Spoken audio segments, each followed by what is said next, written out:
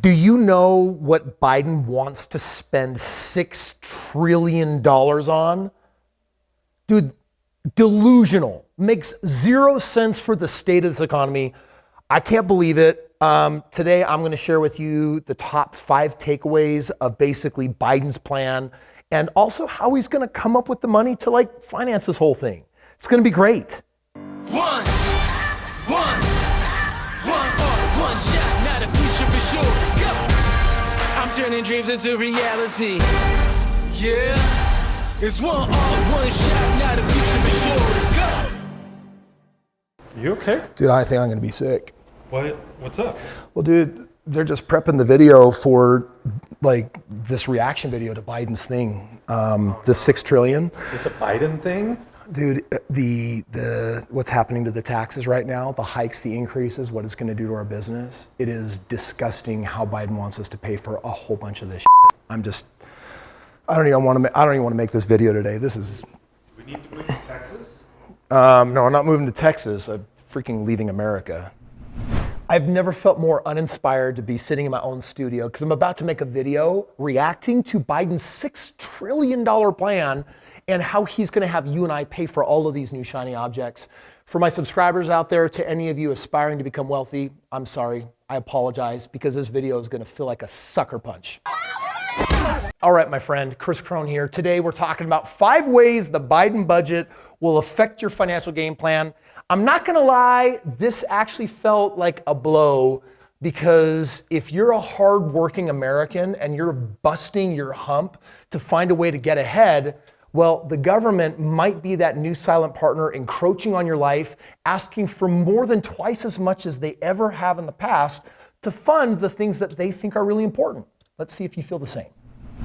So Biden just released this $6 trillion budget proposal, the first of his presidency, that calls for dramatically boosting federal government spending levels, financed in part by tax increases on corporations and high income earners. Or in other words, if you're striving to be good at making money, or if you have a business that makes good money, you're about to pay for through the nose a whole lot of the things that we're about to talk about. So the last $2 trillion bill that went through was really to aid Americans that were struggling from the effects of our post-pandemic world. But now that we're moving a little bit past that, Biden is now saying, hey, you know what? Let's go $6 trillion deeper in debt. Even though GDP is down, even though there's a lot of people hurting, let's see what we actually want all this money for. Looks like they've got $800 billion set aside to fight against climate change. So basically 1/7 of the entire bill is used for clean energy, right? For some reason, that's got to be the focus in our world, post-pandemic world today. We got $200 billion to provide free preschool for 3 and 4-year-olds. This is kind of crazy. I mean, I lived in Germany for 2 years. It was a socialistic government, and I got to see what happened to people that had everything, a government providing for them. They had really high unemployment. In fact, in America today, we got a ton of people that they're not incentivized to go and get jobs because of how much money the government is allowing them to collect on their unemployment. Well, all of a sudden it's like, well, we're going to pay for all of your 3 and 4-year-olds to go to school. And on top of that, we got $109 billion for 2 years of free community college. When I experienced that socialistic society, it was interesting what I got to witness. When you start having everything provided for you, it creates this entitlement where you lose motivation. And by the way, when you feel less motivation, people tend to be sadder. They tend to be more depressed. They tend to be without purpose. Because check it out, there are some other interesting things in this bill. I mean, there's $225 billion for National Paid Family and Medical Leave Program, also roads and bridges, another $160 billion for public transit and railways. There are things that our government needs, but this has got to be the hardest part about running a country. What are needs and what are wants? Because I'm seeing a heck of a lot of both of them right here. I need it! Even the government wants to put $100 billion towards free broadband internet to put in every American's house. For just a moment, I want to ask you, do you really feel like that your taxes should go towards paying for everybody else's internet or their daycare? Doesn't that seem just a little bit off by a lot? Now, Biden is proposing that there's 5 ways that we're going to pay for this $6 trillion, and each of the 5 might affect you, so pay attention. The first has to do with the tax treatment of capital gains. First of all, do you know what a capital gain is?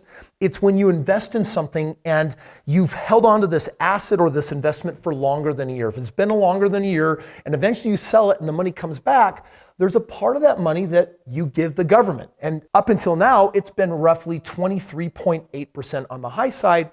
Right now, they are looking at increasing that up to 40.8%. So in other words, capital gains tax is literally just about to double. Now, this isn't going to affect everybody.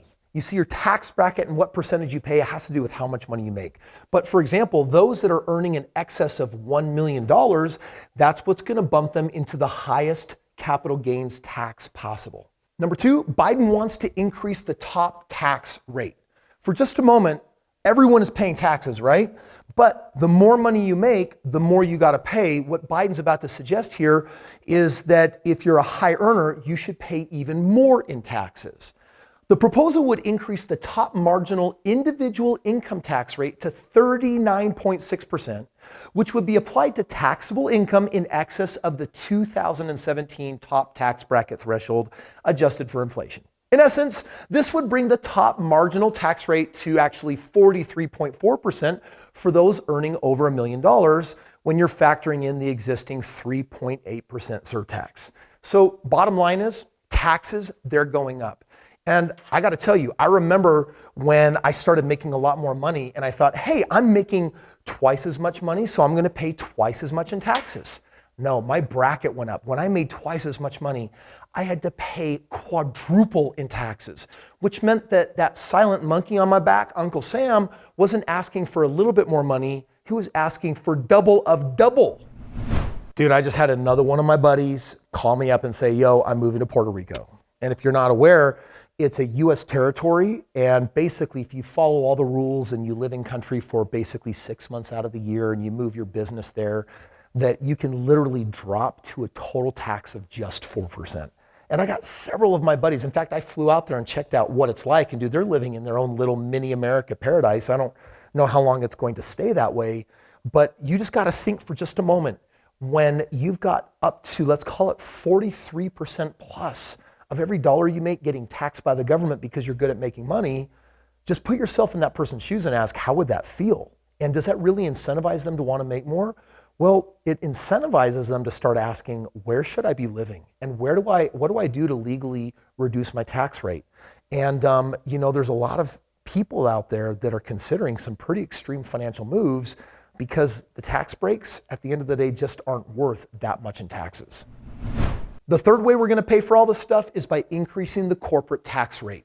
You see, if you own a business and you make profit, then there's corporate taxes that you need to pay. And prior, they've been around 21%. But right now, the budget calls for increasing the corporate tax rate to 28%. And just be thinking, is that really what businesses need right now? I mean, many industries, many businesses literally either shut their doors or just went through one of the worst of times. And yet we're now going to literally increase those taxes by 25%. The plan also includes measures to prevent corporate inversions and offshoring, as well as a new minimum tax on corporate book income. Bottom line is the government wants to protect all of its money that it should be getting from taxes by making sure that corporations are doing their taxes the right way, because guess what? They've got a vested interest in making sure they collect as much money from those profits as possible. For just a moment, you got to ask, how does this affect people who aren't millionaires? How does it affect people who aren't making a ton of money? Well, right now the cost of goods are going up. Why? Because companies are having a hard time hiring people. Why? Because the government is paying so much in unemployment that people are saying it's not even worth it. So literally, I was driving and passed a school bus that says we're desperately trying to hire bus drivers at $19.34 an hour. I can't get someone to mow my lawn right now. We've got problems in construction. We're finding that a lot of people on like the lower ends are being incentivized to actually not work. This is actually affecting everybody. And you have to ask, what will happen if we keep taxing businesses that are already being kicked between the legs? So basically, we're going to increase taxes on the business so that the government can pay unemployment to the people we're trying to hire, but we can't. The fourth way that Biden proposes that we pay for all of this is by doing a different tax on carried interest. Check it out. The proposal would generally tax as ordinary income a partner's share of income in an investment services partnership interest, also called an ISPI. Bottom line is, anytime you invest in something and it produces interest back to you, that income would normally be classified as a capital gain. And remember, beforehand, capital gain was considerably lower. But guess what the government wants to do right now? They're proposing that it actually be taxed as ordinary income. Why? Because your ordinary income has a higher tax bracket. Bottom line is, when you invest in something and it succeeds and you get money back from it, they want it taxed differently. They now want it taxed as ordinary income, which bottom line is going to cost you a lot more money. And the fifth way that will impact you for how Biden wants to pay for all of this is with more red tape. It's called information reporting and enforcement.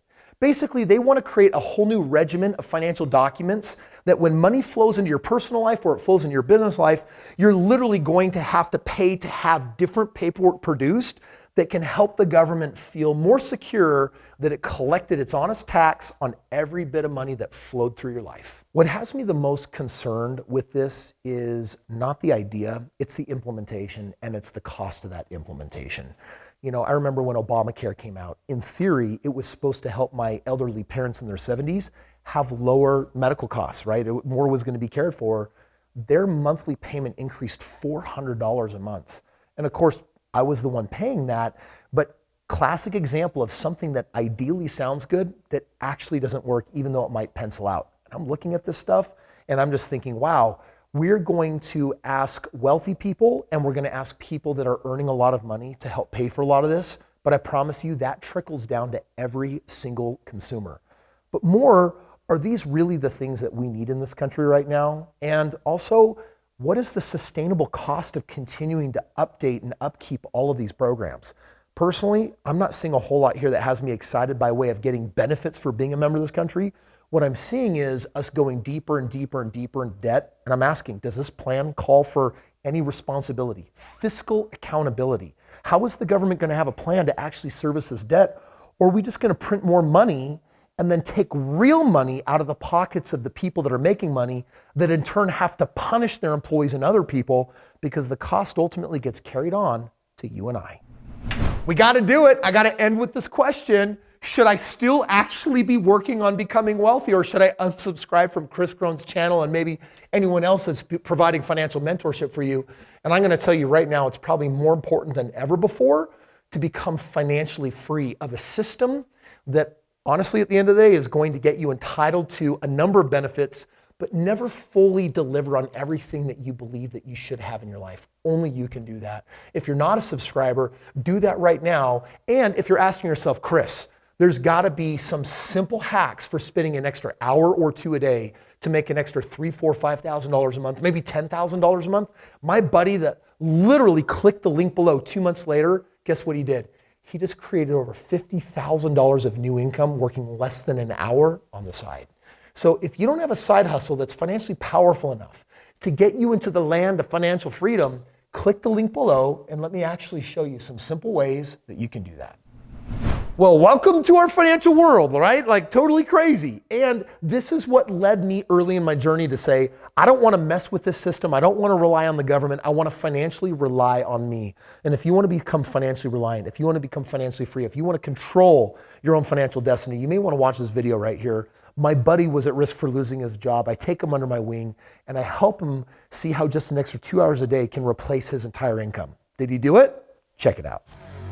I feel angry like you. Like today's video makes me want to like hold a barrel and like huck it at the IRS. Where would I huck it? Like